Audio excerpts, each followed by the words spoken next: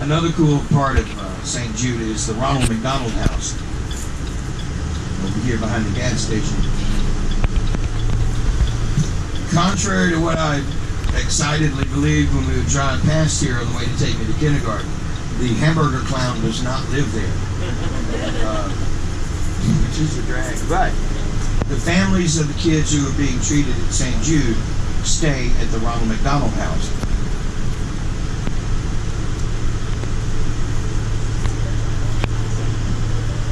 Quite a cool place to go and perform. One of my favorite places to perform. I love clubs, love festivals, I love playing bars, I love babysitting drunk people I don't know, but that's one of my favorite places to play.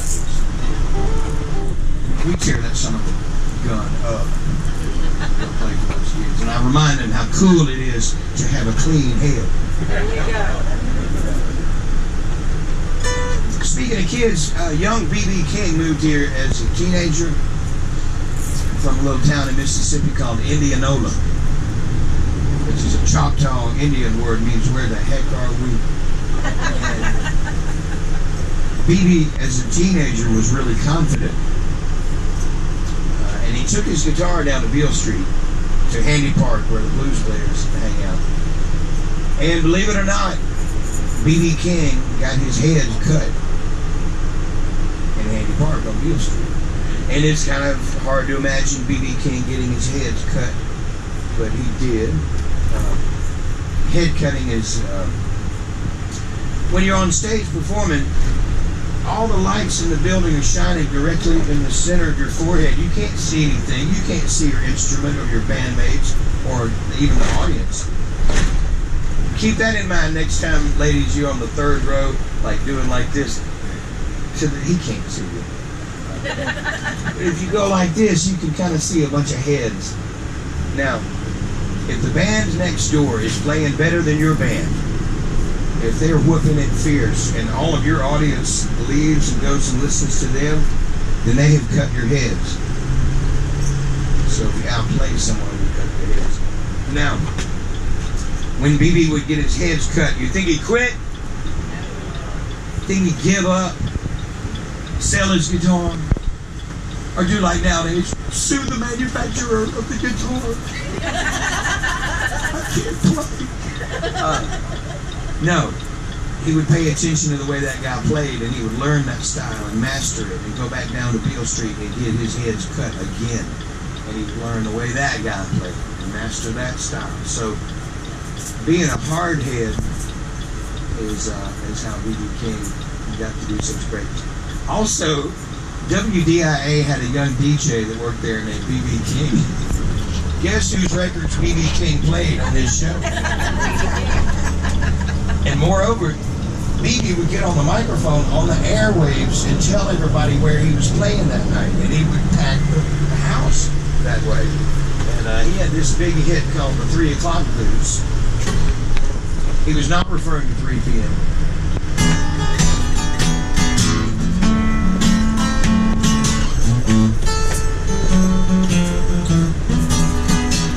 It is 3 o'clock in the morning, and I can't even close my eyes.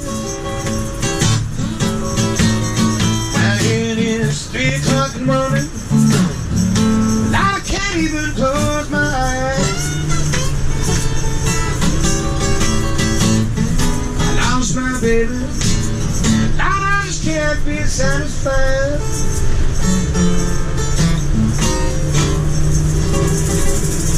Now they're playing this, that kind of music down on Beale Street when a fella named Sam Phillips would go listen.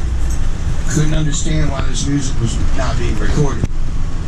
So he took an old dirty, used mechanic's garage, cleaned it up, soundproofed it, painted it, and opened up this little place on the left. A little one-story building. And we'll make a loop around the park so we can swing back. In that little building, in a room not much bigger than this bus, they invented rock and roll. And they did so with a microphone and a tape machine. Now, as unfair as this is going to sound nowadays, back then you had to actually be able to sing and play. They didn't have the machine that makes it sound like the supermodel can sing. And it's a testament to the ability and the talent of the women and men that walk through that door. That's where B.B. King got his start. Howlin' Wolf, Bobby Blue Bland. Later on, the rock and rollers, Elvis got his start there, Johnny Cash, Jerry Lee Lewis, Carl Perkins, Roy Orbison. List goes on and on. And for those of you that are going to Sun Studio, smart move. It is absolutely fascinating. But imagine if you were Sam Phillips and your job was to lock yourself in a little room like this with Jerry Lee Lewis, 10 hours, Johnny Cash, and or Elvis. Sam Phillips had some interesting ways of controlling these renegade heathen rock and rollers. My favorite was that when they would push the record button on the tape machine, it would automatically turn off the air conditioner to keep the air from blowing on the microphone, ruin the recording. Right. Well, Memphis in July is 100, 105 degrees. It's even worse if you put 5 pounds of grease in your hair and you've been out for 3 days and you're wearing a pink wool jacket. So it provided incentive for these rock and rollers. Hey, shut up, settle down, get the song right, and we'll turn the air back on. So that's the way Sam Phillips kept one step ahead of these guys. And the studio pretty much looks like Sam Phillips just turned the lights off and locked the door one day in 1959. It's very, very original looking.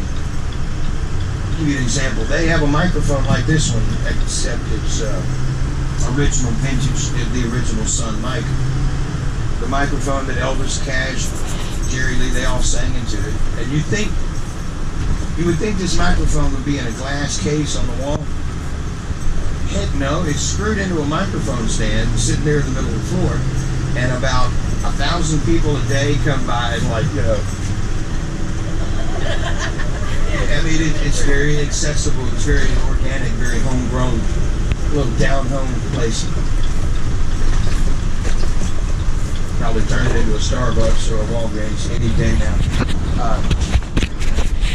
So this two-story building, this was a restaurant back then. So this little tiny building here, that was the studio. And like I said, that's where they invented rock and roll. Hey, without the blues, there would not be no rock and roll. I mean, there would, but it would sound like Pat Boone. I want to point out a gorgeous 1959 Cadillac coming up on your left. Not really part of the tour, but why would you not want to look at that? You know, I think that's the peak of human evolution. That was the peak of art, of engineering. Now, of all those people, Cash, Jerry Lee Lewis, Elvis, who would you guess Sam Phillips' favorite person to record was? You would think Cash or Elvis, one of those guys. Sam Phillips' favorite person to record was the Howlin' Wolf. And if you don't know, now, some people don't know who the Howlin' Wolf is, and you are not supposed to make fun of those people. They go into bed too early. It's not in bed. One night, Sam Phillips was recording the Howlin' Wolf, and he said, "Wolf, track number 6 doesn't have a title. What do you call this song? What's the name of this song?" The Wolf said, "It's called Shake It Fall Down." Not in 1952 is not. Shake It For Me, indeed.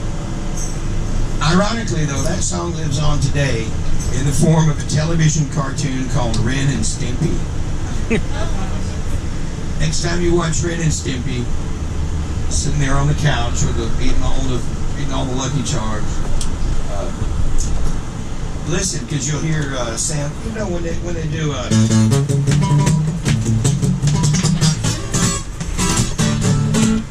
That's how the world song shake it for me.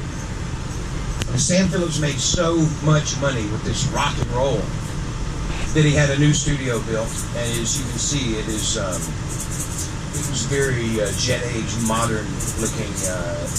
It was a far cry from a converted mechanic's garage. Let's put it that way.